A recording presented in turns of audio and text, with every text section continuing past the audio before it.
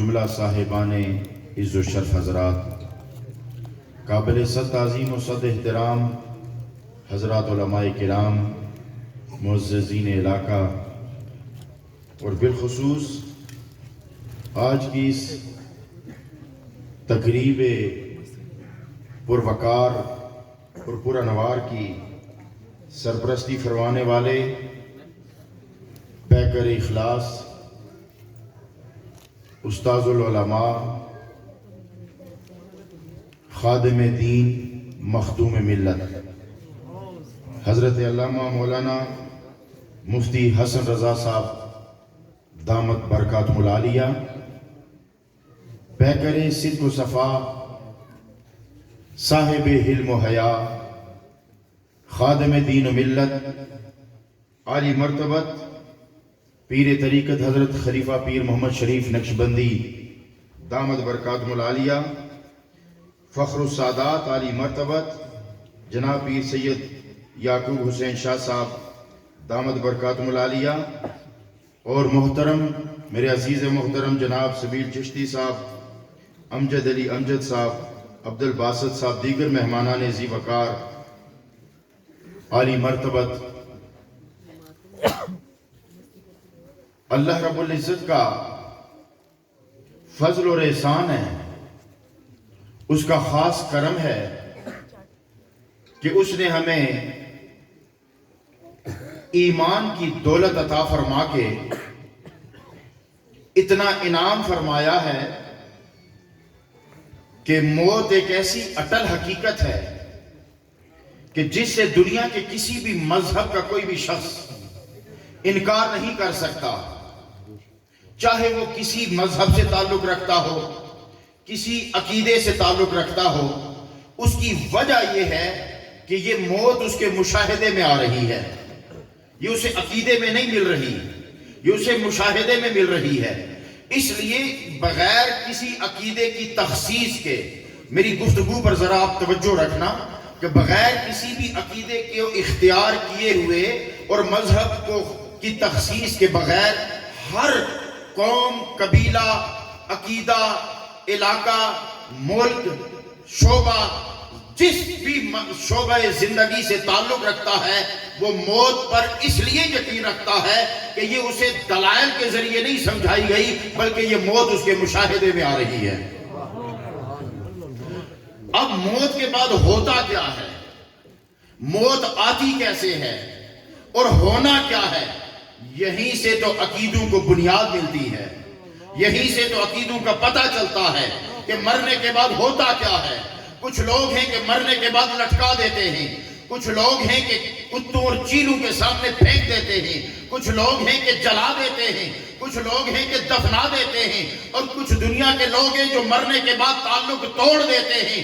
میں اسی لیے تو اپنے دین کی عظمت بیان کرتا ہوں کہ ہمارے دین کا کمال یہ ہے کہ یہ زندگی میں جس طرح جوڑ کے رکھتا ہے، مرنے کے بعد بھی اسی طرح جوڑ کے رکھتا ہے۔ یہ دین کا کمال ہے، یہ نبی پاک کی عنایت ہے کہ مرنے کے بعد بھی یہ پچھلوں سے تعلق ٹوٹنے نہیں دیتا۔ یہی تو اس دین کی امتیاز اور خصوصیت ہے۔ اب جو مرنے کے بعد ہوتا کیا ہے، تو پھر اس کے لیے اب ہمیں عقیدے کی ضرورت ہے۔ اور یہ یاد رکھیے کہ عقیدہ عقل سے نہیں بنا کرتا، عقیدہ اتباع سے بنا کرتا ہے۔ اور عقل اور ایمان کی ہمیشہ ٹکر رہی ہے، عقل اور عشق کی ہمیشہ ٹکر رہی ہے۔ عقل کچھ اور مطالبات کرتا ہے، ایمان کچھ اور مطالبات کرتا ہے۔ اور یہاں میں اہل علم و دانش کو ایک عقیدہ دینا چاہتا ہوں، عقل اور عشق میں فرق کیا ہے۔ عقل دلیل مانگا کرتی ہے، عشق ہمیشہ دیدار مانگا کرتا ہے۔ عقل دلیل مانگتی ہے اور دلیل ہمیشہ علم سے ملا کرتی ہے، اور دیدار ہمیشہ کرم سے ملا کرتا ہے۔ علم جب تک کرم کے تابع ہو تو انسان روح عروج ہوتا ہے، علم عقل کے تابع ہو جائے تو روح زوال ہوتا ہے۔ اسی لیے ابلیس تمام تر کرامات اور تمام تر کمالات اور علم کے باوجود اس لیے وہ زوال کا شکار ہوا کہ اس کا سارا معاملہ اس کے علم کے تابع تھا۔ فرشتے اس لیے عروج پا گئے کیونکہ سارا علم کرم کے تابع تھا۔ یہ یاد رکھو، علم جب تک کرم کے تابع رہے یہ کامیابی دیتا ہے، اور علم جب تک ہوس کے تابع ہو جائے یہ تباہی کی طرف لے کے جاتا ہے۔ اب اس کے لیے دلیل کیا ہے؟ تو سنو، اس پوری کائنات کا سارا علم اگر سمیٹ دیا جائے تو وہ قرآن کے اندر آتا ہے۔ سارے علوم آج اگر سائنس کو دیکھو تو وہ بھی قرآن کے تابع نظر آتی ہے، آج اگر طب کو دیکھو تو وہ بھی قرآن کے تابع نظر آتی ہے۔ اس لیے کہ جتنے علوم سارے اکٹھے کرو آپ کو قرآن کے تابع نظر آئیں گے، اس لیے کہ ولا رطب ولا یابس الا فی کتاب مبین ولا حبۃ فی الظلمات الارض ولا رطب ولا یابس الا فی کتاب مبین۔ نہ خشک ایسا ہے، نہ کائنات میں تارا ایسا ہے، اور نہ زمین کی اندھیروں میں کوئی بیج ایسا ہے جس کا ذکر رب کائنات نے قرآن میں نہ رکھ دیا ہو۔ اب اگر علم کی بات چلی ہے تو تھوڑی سی وضاحت کر دوں۔ ساری کائنات کا علم اکٹھا کر لیا جائے، آج انسان نے اپنی عقل کے زور اور علم کے زور سے، اس علم کے زور کے پیچھے بھی یاد رکھو اس کی ذاتی توانائی شامل نہیں ہے، اس کے علم کے پیچھے، اس کی عقل کی طاقت کے پیچھے، اس کے عروج علم کے پیچھے بھی تائید الہی شامل ہے۔ اس لیے کہ اللہ نے بغیر تخصیص کے اعلان کر دیا، مومن اور کافر کی تصدیق کیے بغیر، اپنے اور بیگانے کی تصدیق کیے بغیر۔ حضرات تھوڑی سی توجہ چاہوں گا، اگر یہ ہلچل نہ ہو اور میں آپ کو ایک دعوت فکر دوں گا، جتنی میں گفتگو کر رہا ہوں ممکن ہے میں آپ کو کوئی مائیہ نہ سنا سکوں، کوئی سر لگا کے آپ کے ذوق کو وہ توانائی شاید نہ دے سکوں، وہ لذت نہ دے سکوں، مگر میرے جملوں پر ذرا دھیان رکھیے گا اور توجہ سے اس فقیر کی گفتگو سنیے گا۔ میں آپ کو دعوت فکر دینا چاہتا ہوں، پھر جو جملہ کہوں گا اس کی ذمہ داری لے کر کہوں گا، اور پھر علماء کے بیچ بیٹھ کے بات کرتے ہوئے لطف آتا ہے، اس لیے کہ جہاں بات کا مول پڑھے وہاں سودا بیچنے میں زیادہ مزہ آیا کرتا ہے۔ لیکن اس کے لیے میں آپ کی اس طرف سے ضرور بات چاہوں گا، اور سبحان اللہ جتنی آپ زیادہ کہیں گے اتنی برکت یہ عموماً واعظین کا ہوتا ہے، اس لیے کہ یہ ان کی طلب ہوتی ہے۔ تھکاوٹ کے دوران جس طرح ایک پیاسے کو پانی کی ضرورت ہوتی ہے، اسی طرح ایک واعظ کو سبحان اللہ کی ضرورت ہوتی ہے۔ آپ کیا سمجھتے ہو کہ سبحان اللہ معمولی شے تو نہیں ہے نا؟ جب سامعین سبحان اللہ کہتے ہیں، آپ کو کیا پتا ہے کہ ایک مقرر کو اللہ رب العزت کتنی توانائی عطا کر دیتا ہے؟ تو حضرات محترم، تاکہ دوسرا یہ ہوتا ہے کہ سامعین کے ذوق کا بھی پتہ چلتا رہتا ہے۔ تو میں یہ عرض کر رہا تھا، عقل اور علم کی تمام تر پرواز کے پیچھے اس کی ذاتی کاوش اکیلی نہیں شامل، اللہ کی تائید شامل ہے، اور اللہ نے یہ تائید بلا تخصیص دین و ملت، بلا تخصیص عقیدہ و ارادہ عطا کر دی۔ اللہ نے مطلقاً انسان کو مخاطب کر کے فرمایا، ان اللہ سخر لکم ما فی السماوات و ما فی الارض، کہ اللہ نے جو کچھ زمین و آسمان میں ہے تمہارے لیے مسخر کر دیا ہے۔ اب یہاں تسخیر دو طرح کی ہوگی، ایک تسخیر ایمانی کہلاتی ہے، ایک تسخیر عقلی کہلاتی ہے۔ یہ فرق میں واضح کرتا چلوں، تسخیر عقلی چاند کا لے کے جاتی ہے، اور تسخیر ایمانی چاند کے خالق تک لے کے جایا کرتی ہے۔ آج ساری دنیا کے علوم اکٹھے کر لو، ساری دنیا کے علوم اکٹھے کر لو، لیبارٹریاں بھری پڑی ہیں آلوں سے، لائبریریاں بھری پڑی ہیں کتابوں سے۔ اس انسان نے کتنی تحقیق کر لی، پانی کے بند باندھ کے صحراؤں کو چمن بنا دیا، سلوں کو رگڑ کر اندھیرے کو اجالے میں بدل دیا، ایک پلیٹ بنا کر سورج کی توانائی کو جذب کر کے رات کے اندھیرے میں اپنے آنگن کو روشن کر لیا۔ یہ عقل کے اتنے کمالات ہیں، اور یہ سارے کا سارا علم اگر اکٹھا کر دیا جائے تو رب کائنات فرماتا ہے، وَمَا أُوتِيتُم مِّنَ الْعِلْمِ إِلَّا قَلِيلًا، یہ تمہارا علم تو بہت تھوڑا ہے، بہت کم ہے۔ تو عرض یہ کر رہا تھا کہ یہ سارا علم اکٹھا کر لیا جائے تو عقل دلیل مانتی ہے، دلیل علم سے ملا کرتا ہے، ملتی ہے، اور علم کے لیے رب نے فرمایا یہ قلیل ہے، اور عشق ہمیشہ دیدار کا تابع ہوتا ہے، دیدار کرم سے ملا کرتا ہے، اور جب مشاہدہ ہوتا ہے تو یقین حاصل ہوتا ہے، جب یقین حاصل ہوتا ہے تو اطمینان آتا ہے، جب اطمینان آتا ہے تو ایمان کو ایک قوت عطا ہو جاتی ہے، پھر جب ایمان کو قوت عطا ہوتی ہے تو یہ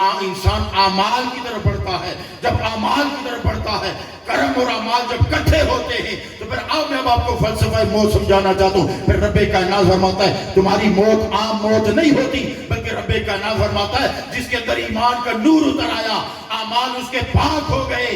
اب سوچنے کی بات یہ ہے کہ کہ اعمال پاک کیسے ہوں گے. اعمال پاک کون سے ہوتے ہیں؟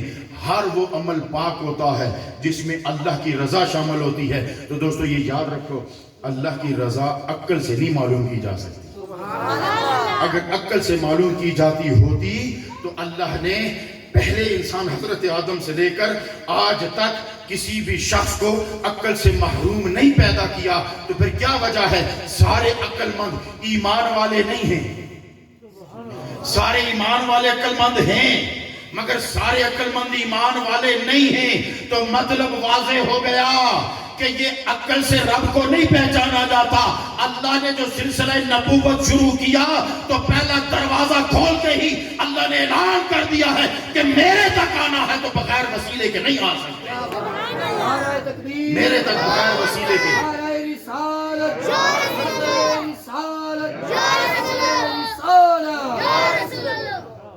میرے تک بغیر وسیلے کے نہیں آ سکتے.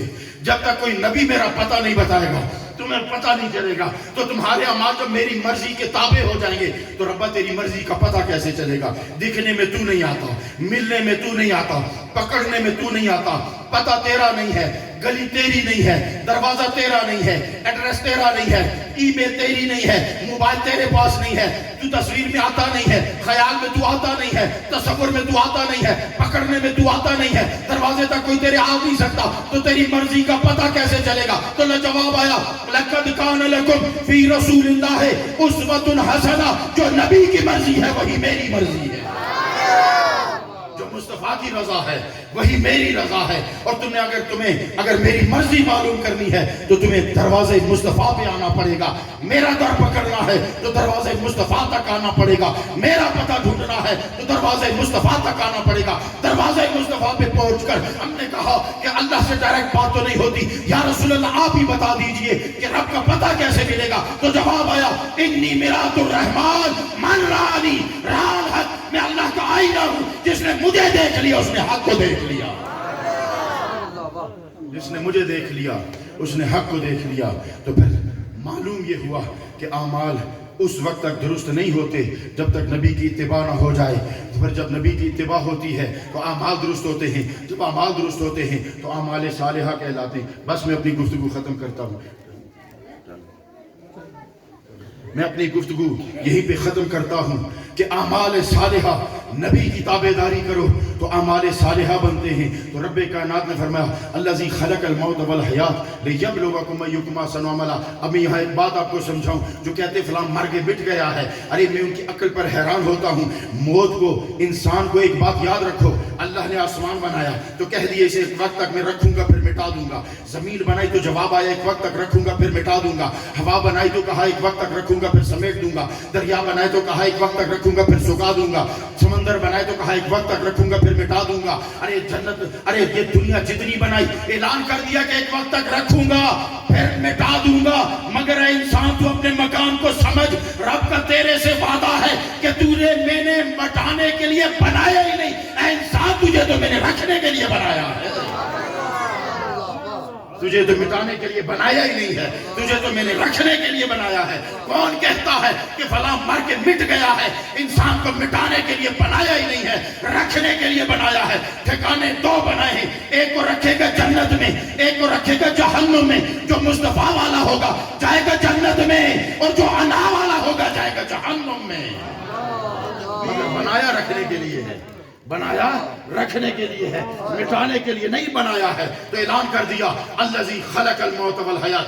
موت بھی حیات مخلوق ہے، حیات بھی مخلوق ہے. اور بتاؤں ایک بات، کوئی بھی مخلوق بغیر مقصد کے نہیں بنائی گئی. کوئی بھی شے بغیر مقصد کے نہیں بنائی گئی.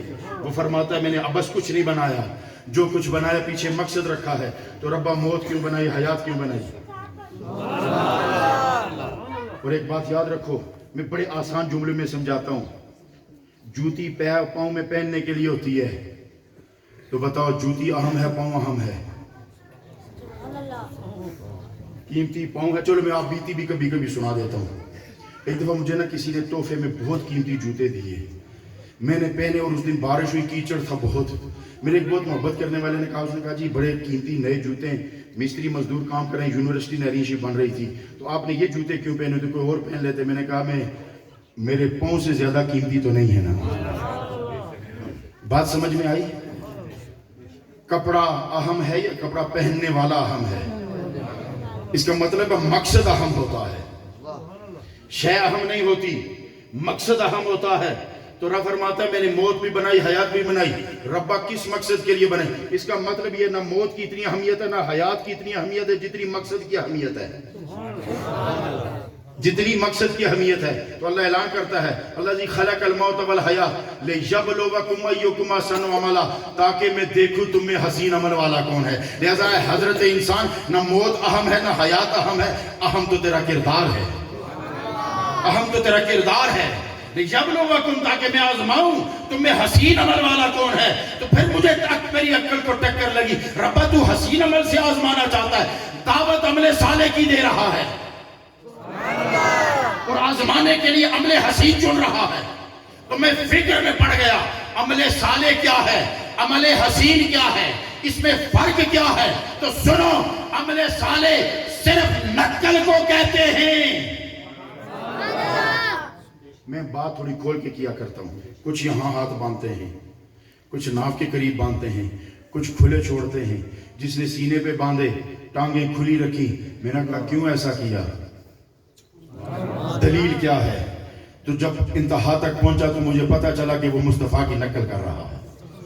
جس نے ناف پہ باندھے اسے پوچھا تو نے کیا کیا؟